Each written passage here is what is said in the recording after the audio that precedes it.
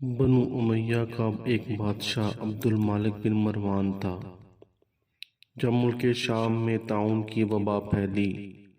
تو موت کے ڈر سے گھوڑے پر سوار ہو کر اپنے شہر سے بھاگ نکلا اور ساتھ میں اپنے خاص غلام اور کچھ فوج کو بھی لے لیا، اور وہ طاعون کے ڈر سے اس قدر خائف اور ہراساں تھا کہ زمین پر پاؤں نہیں رکھتا تھا، بلکہ گھوڑے کی پشت پر سویا کرتا تھا۔ دوران سفر میں ایک رات اس کو نیند نہ آئی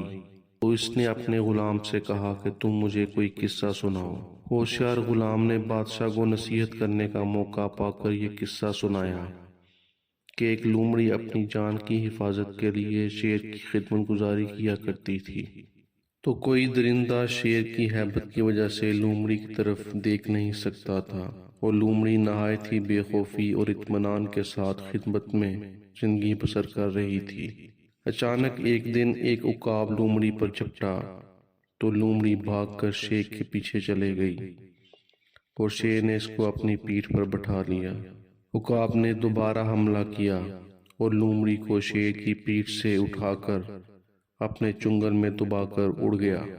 لومڑی چلا چلا کر شیر سے فریاد کرنے لگی تو شیر نے کہا کہ اے لومڑی، میں زمین پر رہنے والے درندوں سے تیری حفاظت کر سکتا ہوں،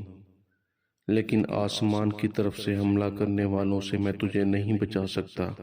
یہ قصہ سن کر عبد المالک بادشاہ کو بڑی نصیحت حاصل ہوئی اور اس کی سمجھ میں آ گیا کہ میری فوج ان دشمنوں سے تو میری حفاظت کر سکتی ہے جو زمین پر رہتے ہیں، مگر جو بلائیں اور جو وبائیں آسمان کی طرف سے مجھ پر حملہ آور ہوتی ہیں، ان سے مجھ کو نہ میری بادشاہی بچا سکتی ہے، نہ میرا خزانہ بچا سکتا ہے، اور نہ میرا لشکر میری حفاظت کر سکتا ہے۔ آسمانی بلاؤں سے بچانے والا صرف اللہ ہے، اور خدا کے علاوہ اور کوئی ہو ہی نہیں سکتا۔ یہ سوچ کر عبد المالک بادشاہ کے دل سے طاعون کا خوف جاتا رہا، اور وہ رضائے الہی پر راضی ہو کر سکون و اطمینان کے ساتھ شاہی محل میں رہنے لگا۔